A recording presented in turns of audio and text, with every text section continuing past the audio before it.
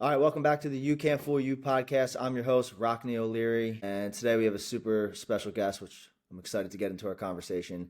But before we start, I want to give a big shout out to our sponsor, and that's the Vertigo Center, helping you find balance when the world won't stop spinning. If you or a loved one are struggling with dizziness, vertigo, or imbalance, please visit thevertigocenter.com to take your first step towards steady living. So today's episode is a special one because we're diving into something that I think is every young athlete, honestly, every person needs to hear. And a lot of young athletes grow up thinking that their sport is their identity. But the truth is your sport is just what you do and not who you are. And when you really understand that, it changes everything, and not just how you play, but how you move through life. So my guest today knows that better than anybody. He's a football coach, a movement specialist, and someone who's helping athletes develop, not just on the field, but in life. And so you might know him from Instagram as D Shaw, the guru. And so Dion, welcome to the show. What's up, Rock? Happy to be on, bro. So I'm excited for our conversation today. But I want to start with something super simple question, and that is, who are you? What's your story? And you work with a lot of athletes, but really what got you into coaching? What got me into coaching? I mean, obviously, a lot that had to do with it was, the playing experience growing up.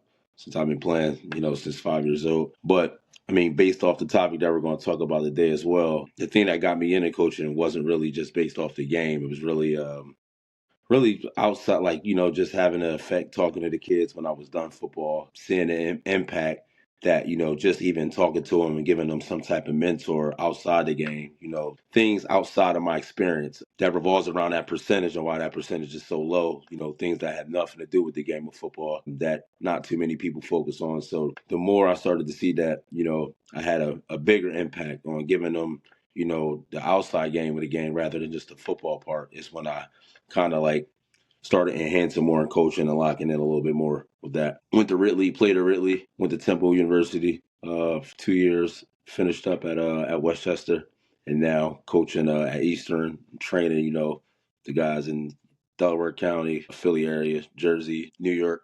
So basically the guys all in the tri-state area, and probably about year 8 now. Awesome, man.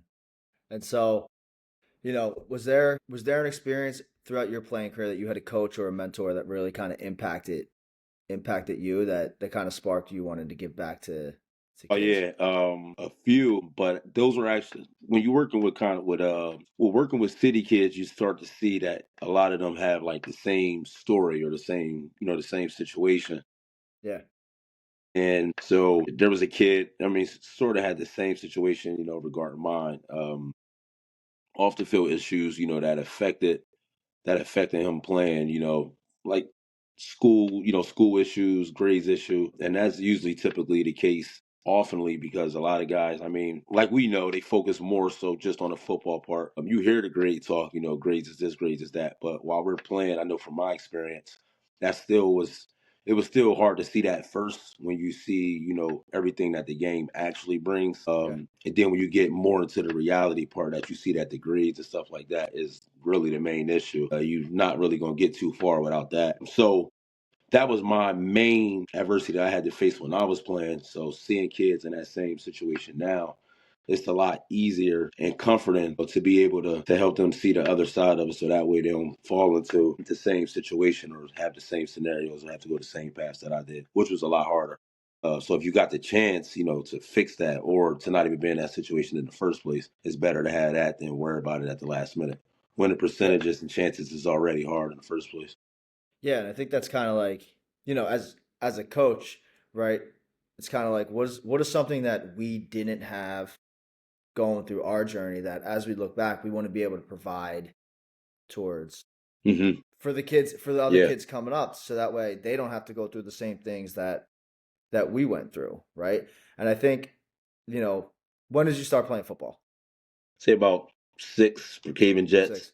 Yep. Brookhaven Jets, Assaye Yeah. Bandits. So yeah, I started playing at 5, right? And so you go through, I mean, from 5 to by the time you get to high school, what? It's 14, 15 years old. So Hmm. you're already been playing football for 10 years. 10 And years in. so like I mean as a kid, I loved football. Right. Watching it, going out in the backyard, having to catch up with my dad, throwing the ball to myself, like all that stuff. And that kind of becomes You don't really know any better. It just becomes your identity. You just want to be a football player, right? So then, like, you get to high school, and now people start asking about your grades, you know, and you start to realize it's like, hold on, this thing isn't just about being good Hmm. at sport, and it's not just football. It's really any sport. Like, you could be basketball, it could be soccer, it could be lacrosse, hockey, whatever. And so it's not just about playing the sport, right? There's other things in your life that you have to keep in check too to For sure. also maintain being good and successful at your sport. And For so I think, sure. For sure. when did you start to realize that your sport isn't really what it's just what you do and it's not who you are as a person? I didn't realize it until I was done football. When I in the start of it, I mean, I looked at it as a con. Now, as I get further in coaching, I see that. I mean, well, things happen for a reason. Number one, Yeah. but now, I mean, it all helped sharpen me. But when I realized it was bigger, I would say when I got maybe my second year at Temple. But even when you get to college football, man, you see that is a lot bigger than football. As far as being able to go to class on time, being able to make study hall on time, being able to still do everything you got to do outside of football, but still make the mandatory meetings. That's twice to three times a week, twice to three times a day. My bad. Being up at 5 in the morning in the off season. So, like you said, but those are all the things where those can also be learned behaviors as well. Yeah. So once I seen that, all those things had to be disciplined. I didn't see it in high school because high school was kind of a flash by, which is like it is for most kids. So when I got to college, my expectation of college was rather it was on the field or off the field. It was basically the same expectations that I had in high school, Hmm. which was, I mean, more than likely go with the flow. And the kind of schools we were at, like Ridley and Garner Valley, man, we knew how it was being football players in those type Yeah. of programs back then. So it was just an easy flow. So once I got to college and seeing that, my natural football ability wasn't just going to be enough like it has been basically my whole life. That's when I started to see everything else around was deeper than the game. But at that point, to be honest with you, bro, I was kind of at the back end of my career, so it was too late, which I said I seen as a con prior, but now as a coach, everything that I'm doing, which goes back to your first question, everything that I do now with my kids and how I'm molded now is basically to avoid them doing that back end stretch that I had to do in my. Yeah. So what I'm hearing you say is, like, if you were looking at, either down to your old, 14, 15-year-old self, or some of the kids that you're coaching now, and I'm sure you probably Hmm. tell them this all the time. It's like, these are learned habits. It's not just about being a good player, right? You gotta develop yourself, develop your discipline, your resiliency, your commitment, and the way you think about things, your perspective. Given, are those some of the things that you would give advice now to the younger guys? Those are the development part is I promise you that's kind of like what I preach 24/7 with all of my guys. And like you said, like developing is not just the sport part. Like developing is all around the board. Like that percentage is even the percentage to be a college athlete is pretty low. If it was just based off of natural ability, that percentage of pros in college would be a lot higher. Yeah. So is the development part, like you said, developing the skills, all the skills that you need. So that's kind of what I preach at. But to be honest, is that's the hardest thing it is, for kids to pick up on as well. Because like you said, it's most of those things are learned. So what I do with my guys is even in the training aspect, like our training aspect, we kind of do the same thing repetitive, Yeah. for months in. Yeah. But we're developing that skill. Like we're developing, and it's not really based off of their natural ability. It's a craft. So everything that we're doing, it's steps. Like it's 4 steps to do this particular route. It's 4 steps to do this particular drill. It's not just come out here and just you'll be able to do it. Yeah. So we most kids relate better when using sports terms or when they can vision sports. So that's kind of how I do it with mine. But the developing part is I kind of want to instill it in my kids early, from ninth grade. Most of my guys do start that young. So once that get and basically just developing on a mental part. So that way, when things do go left sports wide, which it will, that's the part that we never talk about, or most people don't talk about with sports. When things do go wrong, you have everything else in life already, prepared for that moment. So that way, if plan B is to come about, you're already ready for it. But if you're not developed in any of those stages, like you basically just all in on the sports part, then when that time come, like it happened with me, um, that's when the adversity part can take a longer stretch, which is why, as far as like, developing the mindset, developing the skill, as cliche as it sounds, even developing the skill just to be on time, like being on time, Right.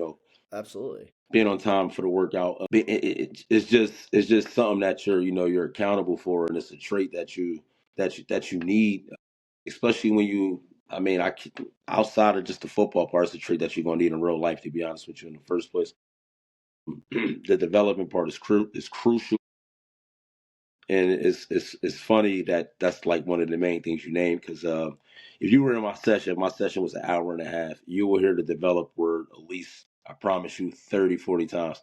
And kids probably never even, some kids you could tell never even knew what development meant Yeah. until they came out. And it's just been, I wish I was able to be developed in every other skill outside of just the football part. It would Yeah. it would have just made things much more smoother. But that's what my spark is now with my guys, is the development part. So that way their path could be a lot more smoother and easier than mine was. Yeah, and I think that's like kind of what the purpose of youth and high school sport really is all about. It's about developing good and better young boys and girls, right? Hmm. And I think that's one thing we said at Garnet Valley all the time. It's like Coach Ricky would always be like, the most important thing that we do is we develop good young men. We just happen to be really good at football and win a lot of games. Yep. And by Yep. product of developing good young men, you're going to be better at whatever it is that you're doing. Yes. And that was always the philosophy, man. Like I always heard him say that. It was never about winning football games. It was about you becoming the best possible version of yourself. That's why we Hmm. always talked about like oneness. If it is to be, it's up to me. Hard work, selflessness, character. Like those were the things we're always that we're always talking about. It wasn't Yeah. like, hey, I'm going to be the best receiver, the best quarterback, or I could throw the ball the farthest. Like we didn't really ever talk about that kind of stuff. It Right. was always Right. Right. developing yourself, and by product of doing that, you're going to get better at your craft. Agreed. Agreed. Agreed. And so, why do it seems like we start to kind of figure these things out later. Yeah. How come you see a lot of kids that go to a lot of different schools, right? And why do you think this stuff's not being taught?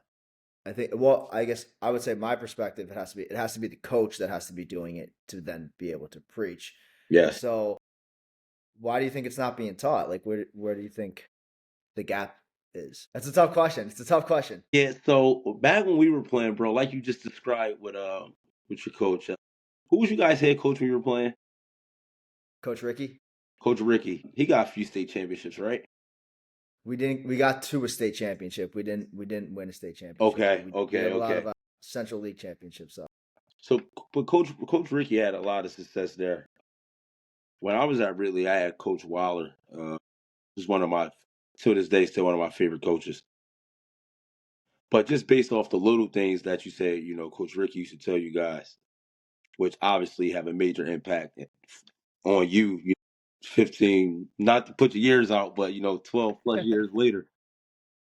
But back when we were playing, bro, as far as the coaches, our leaders it was just more structure. It was a lot more structure. We had guys, the meaning the coach just meant, and I'm being blunt, it just meant a lot more. Like, it wasn't just in the head coach, like our assistant coaches. I know at Ridley, I know at Garden Valley, places like that, the standard, the structure was just top tier. And as far as my experience, even around that Delaware County period, that area period, the reason football was, I mean, because we never had guys from our schools going, or on to Division One schools from there. Some no, guys, they stopped it when they got jobs, and that was that. yeah, But we had, I mean, that particularly our schools. I mean, we had some of the most successes in PA history with football, and it was especially at based Ridley. off, yeah, man, and it was based off those little things that you just talked about. So not to even get off topic, but as far as back to your question, like with the coaching, it's like you said, the coaches have to set a standard as well. So I think that's the difference now. The kids are seeing, say if I'm a kid, at this school and it's a kid across the hall, down the street at another school. I could look at my stats, I could look at my film, and I could be doing a lot more. And then I could see, coaches from colleges coming into this school, and then I'm at here and I'm getting no love, but I'm doing twice as more as the kid here. I think that's the quickest way for a kid to get discouraged. The quickest way for a kid to start. It's easy to go off the wall that way. It's easy to lose focus as well. Back when we were playing, it was a bit different. Like we just knew grind. Like we knew Yep. grind and we just had that structure. So today, man, it's more so, who got the most buzz or who's getting the most tension. Is not as much work it's and that's why guys are getting hit, in the head when they finally get to that level, not just on the field but off the field, because the reality that they're doing in those 4 years of high school is not as realistic. Some people blame social media, but back to what you said, man, I'm going to go with the structure of the head coach. I think the structure of the head coach has a major play in it. Um, kids are going to, rather they're high school kids or older kids or not, kids and parents, especially if they want their kid to succeed, they're going to go with what they see. So if they see that, I can go to this school or I'm at this school, and this is the easy way, then most kids are going to take that way. The reality is that you can't escape everything that has to be done, with the process. You can't cheat the Right. process. Can't skip So steps. you have to take the steps. Now, most of these kids think it's alternatives now with these steps, and it's not. It's no shortcut, bro. That percentage never changed. It never changed. It never No. changed. It never will change. So the only shortcuts is really shortcutting yourself. But I think it all still goes around the coaching of it now. Our coaching back then was a lot stronger. The structure, everything was just sharper. We were disciplined. It was just stuff we knew we couldn't do, so we would never even try. Now it's a lot different, man. And to answer your question, I know I kind of went off the deep blue with it It's all good. because I wanted to watch my words, but it's the structure of the coaches, all around. Some of those guys still exist. The guys we had, I mean, adapt things do adapt with the culture. I understand that, but um, I just wish that we could focus more. We can get kids to focus on more of the topics that we're hitting now and that we're going to hit today, so that they could really understand the next step rather than the step that they're in right now. But that, like I said, I think all that still start with the structure of the coach. Whatever foundation the coach set, that's the foundation that the kids will follow by. And if the foundation isn't genuine, then everything around it Yeah. it'll be hard to put those pieces together. Yeah, and like, dude, I mean, you work with these kids all the time. Like, kids aren't stupid. They know whether a coach cares or not, and it comes out in your coaching. They're not stupid. They know whether you give a shit or not. And by you setting that standard, you got to be about it too, right? Yes, Don't sir. Yes, don't be sir. pointing kids to do something that you've never That you've done never done. or aren't doing yourself. Like, and it sounds like your structure, and I've been to one of your clinics, and I've seen Hmm. I've seen the way you do it. Like, dude, those kids really look up to you. Like, you get that buy in, and so I want to ask, like, right, when I coach a lot of kids, and sometimes it seems like they just want to get to the end step, right? They do want to skip steps. They just want the result, you know. And so you described your program and how you kind of structure it, and it's like it's consistency. We're doing like the same things Yeah. all the time, and sometimes that gets boring. How do you Yeah, keep for them sure. how do you keep them bought in to know, like, no, this is the warm up. This is we're gonna do this practice drill. This, and then we can get to running, the interesting fun routes, or we Yeah. can practice the one-handed catches and all the other, Yeah.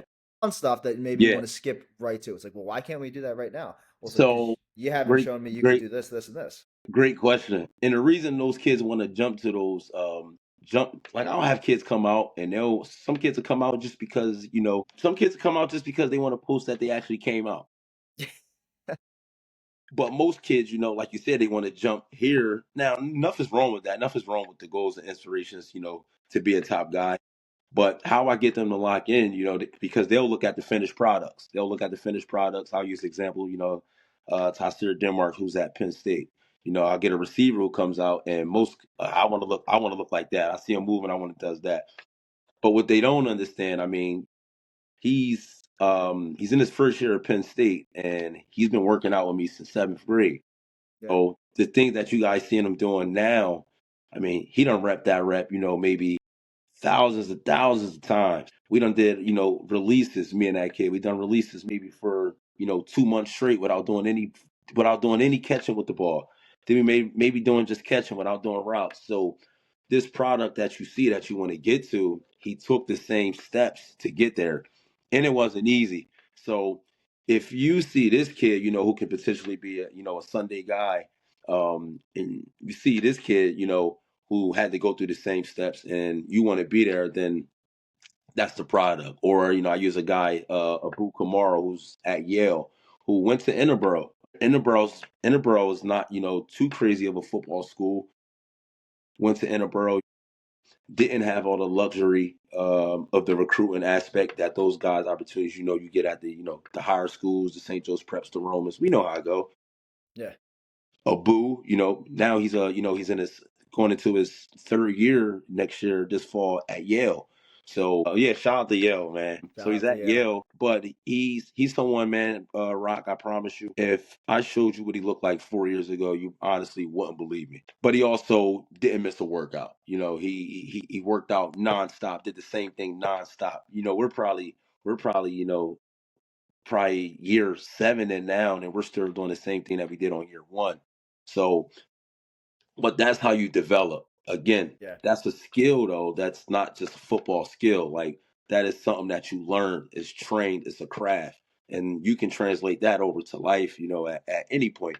But most kids, when they come out, back to your question, keeping them locked in is by having them see the product, the finished product that's still working, and then having those products out there to let them know their story, their experience on how they was able to lock in, how they was able to stay sharp. And once kids see that, vice versa, rather than just me saying it, but I'll do it too. Like there's Yeah. nothing that I won't show my kids that I can't do. Mm-hmm. But the best part about it is having 8 peers come out and being able to break it down, as well as me or even better. And those peers were the same ones that was in their seats, 5, 6 years ago, and they're the finished products. So just having finished products, and that's a blessing, being able to have finished products, which also helps me a lot. And having those finished products, man, it kind of speaks for itself for guys, in the future that want to come up and be, either just like them or honestly better. And they'll tell you firsthand. And those are two guys who are still fighting, to make the name of themselves in the college football world, who had to obviously work, as we just talked about, 7 plus 8 years, doing the same thing consecutively, coming to wider, catching the Uber to wider, being on time, being able to find a ride back. It's just, it's developing a behavior that could translate off the field. And basically, once guys they can make it past 2 workouts, they'll start to see the structure of it. But my first 2 workouts is always hard. It's always hard. It's for a reason. Because if you can't be consistent, based off the approach of these, chances is it's not going to work out anyway. Yeah. Being able to keep them locked in is basically the products, and when the products come out there, they're kind of hands on with them. They're doing the same thing. They're breaking down their errors as well. And kids sometimes can learn better from their peers. Can make them feel a little bit more comfortable once they see their peers make the same error they make. Yeah. And once they get to that, like once they learn that part, but like again, everybody don't develop. Some people don't ever develop in life, regardless of sports. So that's kind of hard.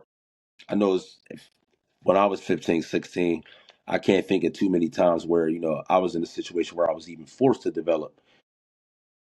So just having them being able to, stick to the same thing, seeing them get better at the same thing, it's a something repetitive. Repetitive is in this field, even the life period, I believe, is a key, to success, being able to do the same thing, at the same time, like we talked about, being on top of certain things. I know that sounds cliche, man, but it literally gets critical.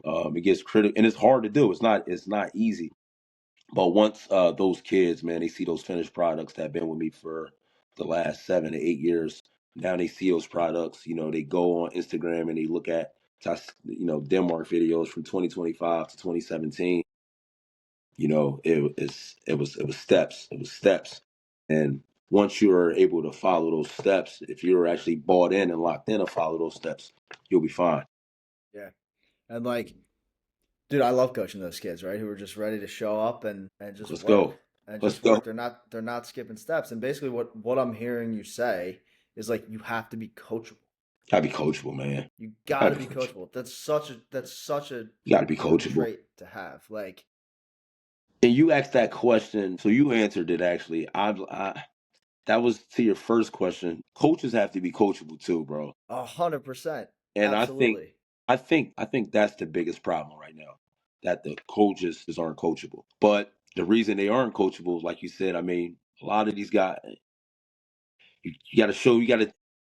Oh, man, if you haven't done it, man, if you haven't done it, I mean, you can't really expect me to do something that you haven't done, or like Yeah, that you're not certified or qualified in. So if you ain't willing to learn, I mean, how are you gonna be willing to teach? And you absolutely. got to be coachable. You got to be, the players got to be Absolutely. coachable, and so do the coach. And like I think that inspires the kid as well. I had a mentor of mine. He would always say he was the coolest dude ever, man. He Coach Darius, shout out Coach Darius. He is Coach Darius is the man. And I remember, he the one thing he said, he was like, Rock, you got to be able to do these exercises better than the kids. You got to be able to pull up and show that like they ain't beating you. You Right, got to be able to right, do it right. and show them like, man, like you got to be cool. Like you got to just be cool in a way that inspires the kids to be like, Hmm.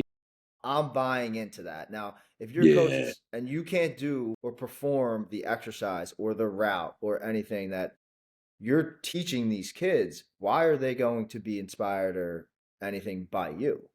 It's like, you can't do it, but I can do it better than you, but you can't do it. Why am I going to listen to you? Can you hear me now? Can you hear me? All right, cool. yeah. I think Cool. I lost you for the last 10 seconds. That's okay. And so just going back to it is like you got to be about it too. You got to be able to show that I can run this route. You know, I can do this move. I can do this exercise, and that's going to create buy-in from the kid. And that was one Yeah, that. because like you said prior, I mean these kids aren't like these kids know like these kids know they know the real and if you can do it, that goes back to what we said. You have to be coachable. Like coaches have to be coachable. Yeah, You have to be willing to learn. You have to be willing to learn. Everyone have to be coachable if you want any form of development. There's always teaching moments, and I think that's like the one of the main things with me.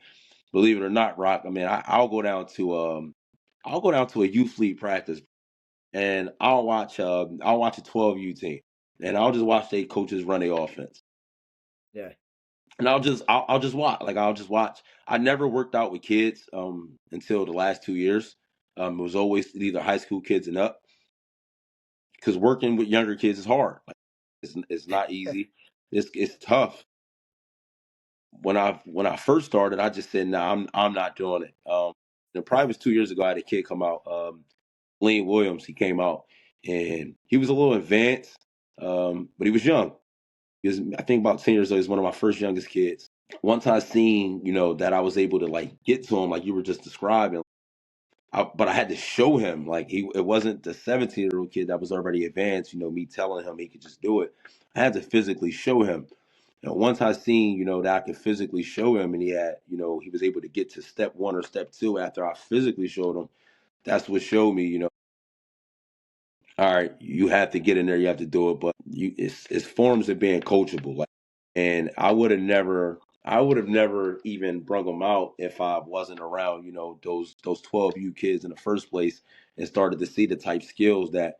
Now I can say that those younger guys now, they're a little bit more athletically than we were.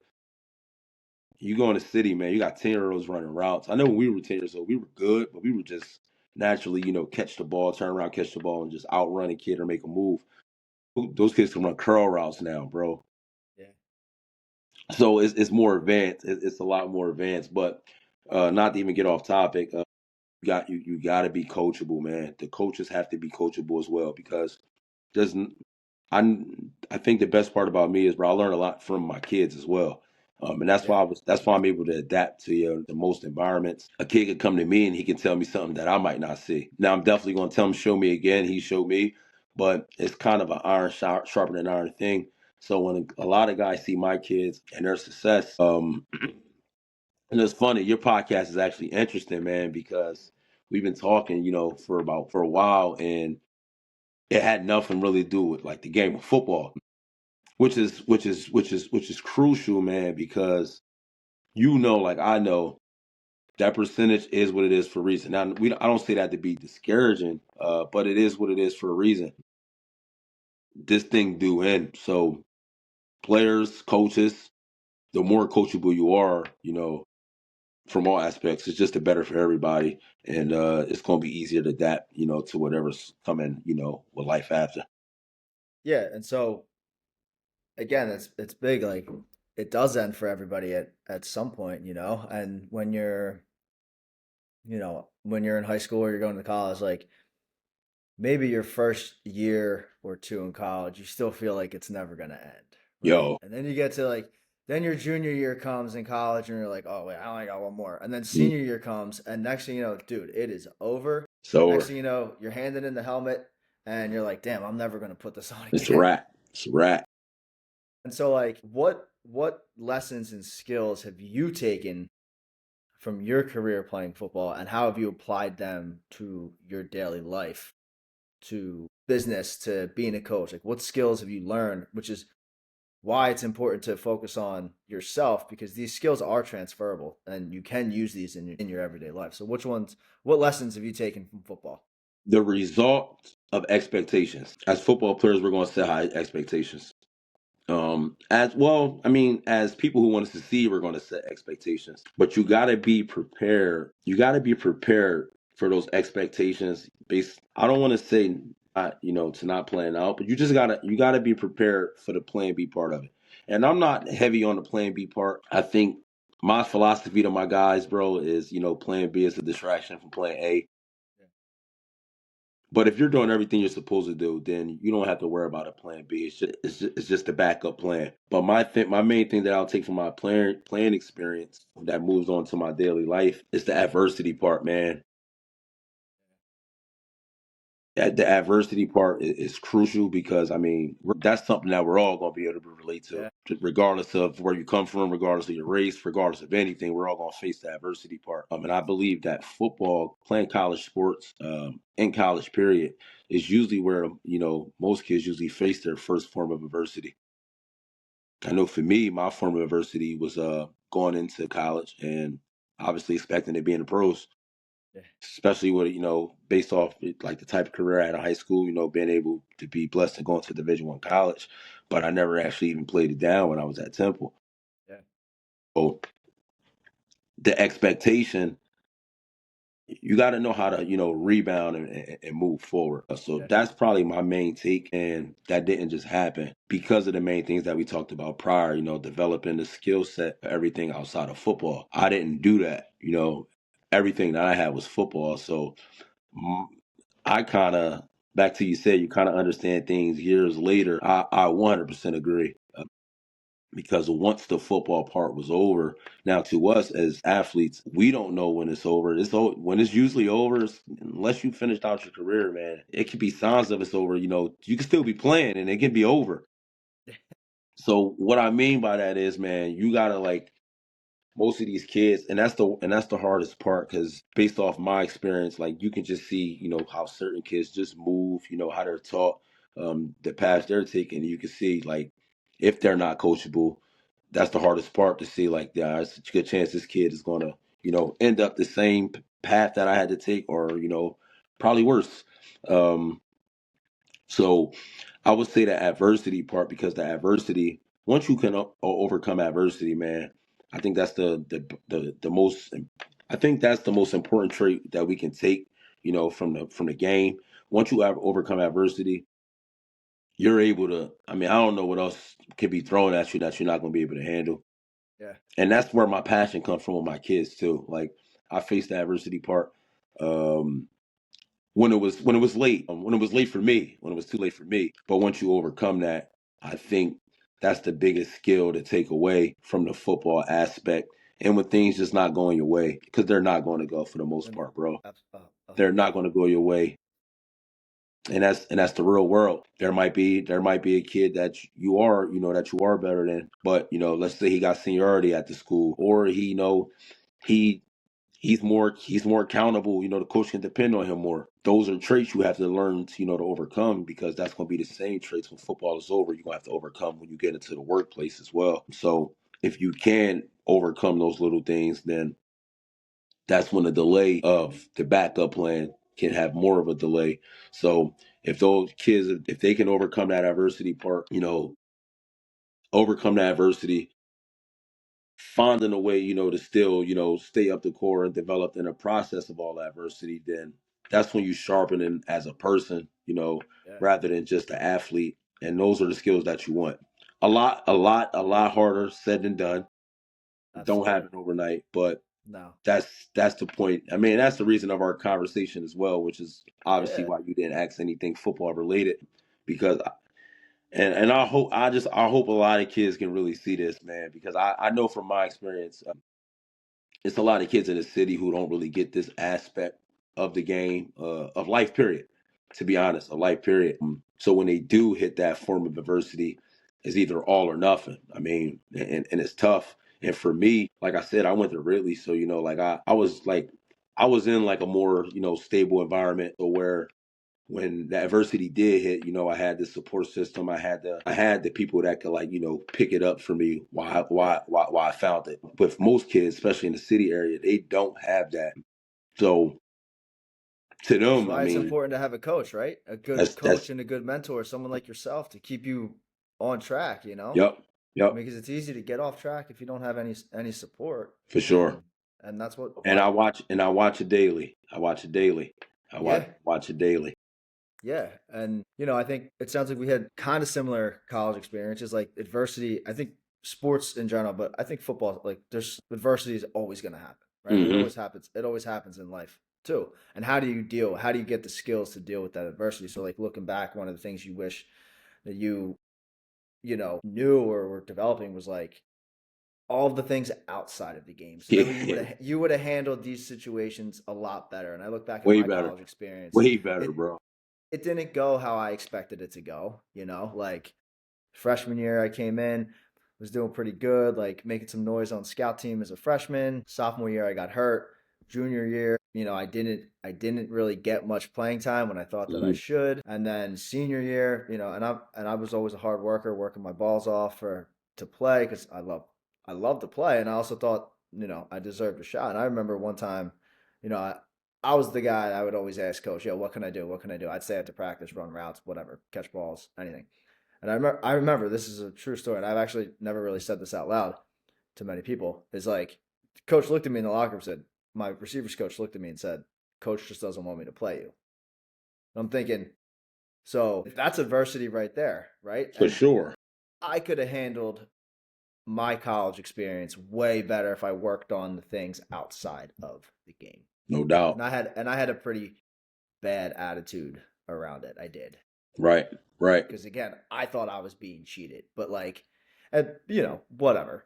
But I could have handled that better, you Yeah, know. it's in. All right, okay, Rock. So yeah, so all right, cool. I'm glad you related to that. And so I'm going to I'm gonna re-answer your question. All right, let's do it. I'm gonna re-answer your question. I feel as if I was being cheated as well. I feel as if I was as well, but I allowed that. I allowed that. I allowed that mindset of me being cheated dictate how I move forward with my college process. Yeah, And that was the easy way. That was the it easy was. way. I almost quit, and that's something that would have never crossed my mind. I almost quit football my junior year in college, but I didn't. I did, and it was it was off of that. It was that having that mindset. It was just easier to handle with things Yeah, that I was being screwed with. But that's gonna happen. That's gonna happen, and that's really how I'd even. I'm actually answering two of your questions just in this, and that's honestly, man, how I even got back into coaching. I had my cousin come down to me one day where basically I was just feeling down, man. I was probably depressed for about a year and a half after yeah, it all, and he came down one day. And so when he was doing the 7-on-7s, when the 7-on-7 thing starting up, and Delco Elite basically surrounded all the Delco guys in the area. He started playing the 7-on-7s, all the teams in the county area teaming up, and just going around the country and playing the 7-on-7 tournaments. But I was done with. I'm not sure how you felt, once the football thing to go as planned. But I was, to be honest, bro, I was done with the game. I felt as if I was robbed short, Yeah. so I want nothing to do with the game. I allowed that to delay everything, though, bro. It delayed my process in school. My GPA went from a 3.1, bro, to honestly below a 2.3. My school attendance went down, back to what we talked about prior.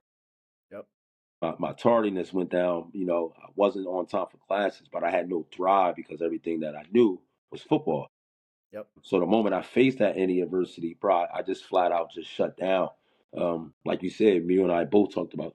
We played against each other in the little league, bro. I never beat Aston, man. He stopped me from getting Yeah. championships. But bro, football was big in Aston and Brookhaven when we were 6 years old. Like you had to be a guy to play. And everyone in the community of Aston and Brookhaven looked forward for Saturday mornings football, bro. Dude, it was the best. It was the best, bro. So like that was instilled in our culture at a very early age, football. So nonetheless, man, when things went left, and I watched that trait, I nail it on my kids today because that's just the quickest sign. It's the easy way out. Taking all right. I'm gonna instill this in my head so that way, anything that goes left, I can use that as an excuse to why. Rather, basically, it's like pointing the finger elsewhere instead of pointing the finger at yourself. And Yeah. if you can't admit, then you're never gonna move forward anyway. So I think that was like the main trait, man. Just me getting, and I did get hurt. I let that enable, but my experience, I felt as if I was robbed, and I allowed that to weaken the decisions that I made moving forward, which done nothing but delayed. Because in reality, bro, no one cares.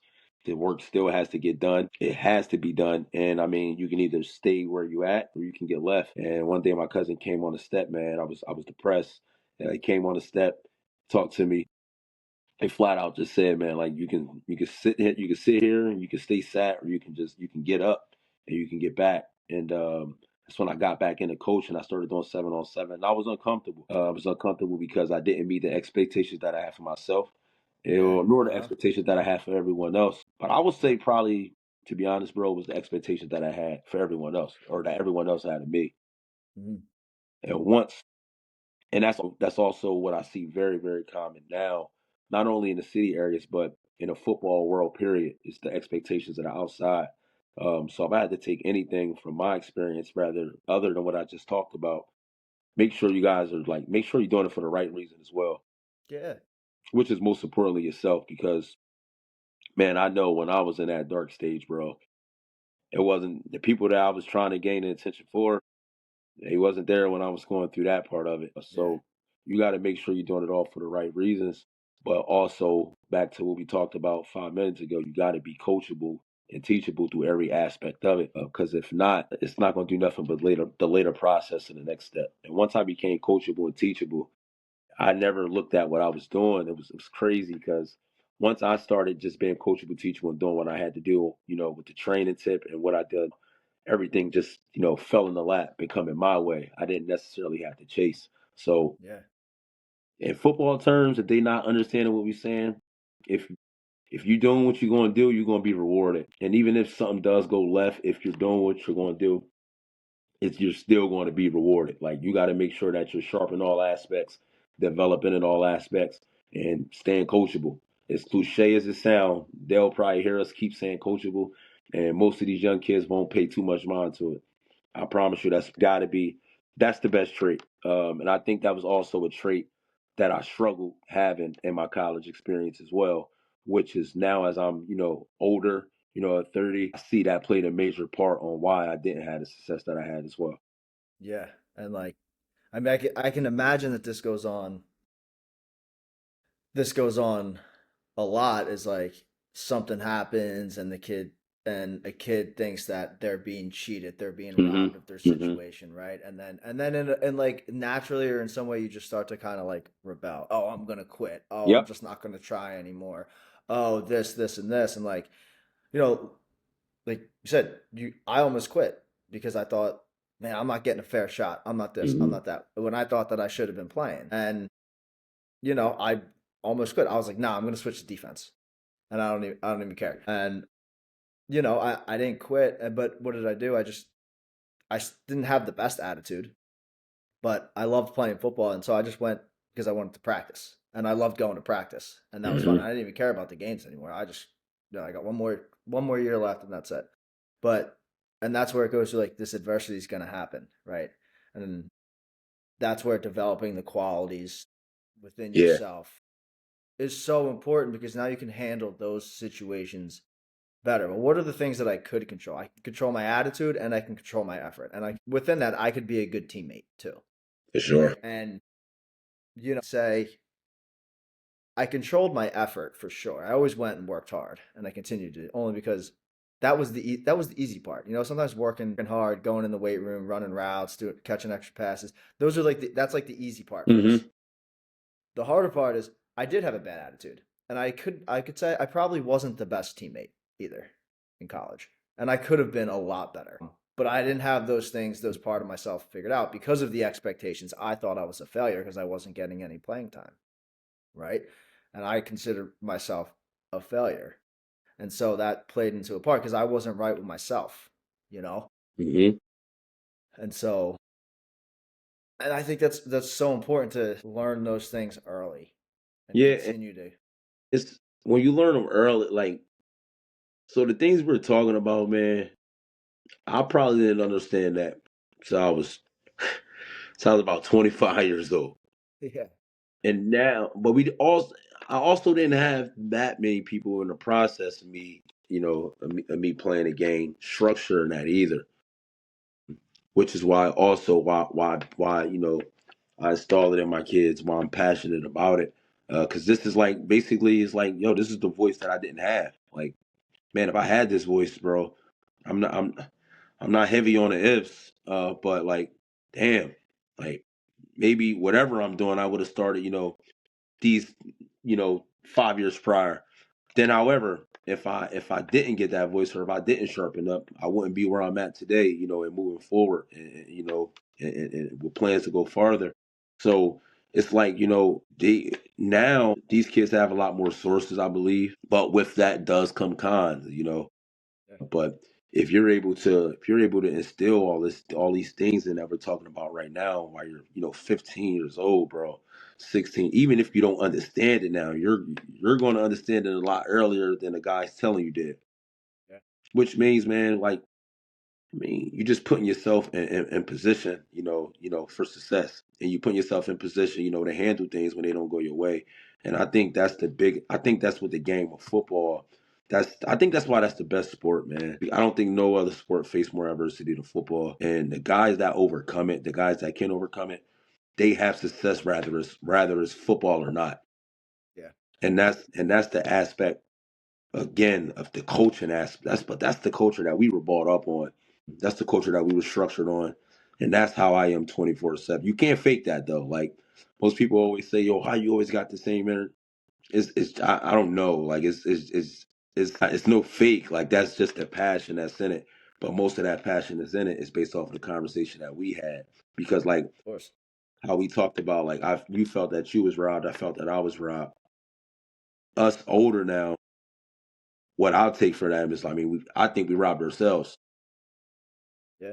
Like you said, it was easier to find an easy way out when things don't go your way. And if kids Instead right of now, taking the accountability and the personal it's for, responsibility for it. and I think that's the accountability where it's crazy. We never mentioned accountability yet, No. but We it's could spend a hard, whole nother hour talking about that. yo, bro. And that's the hardest thing for kids, the accountability part. I mean, because accountability is also a learned trait, a learned behavior. So the people leading you have to be accountable before you expect the kid to be accountable. But same thing, the people leading have to be coachable if you want the kids to be coachable. So if those kids can learn those aspects that we just touched on, And that's my main thing. I know my kids will learn it. I demand that of them. That's my passion.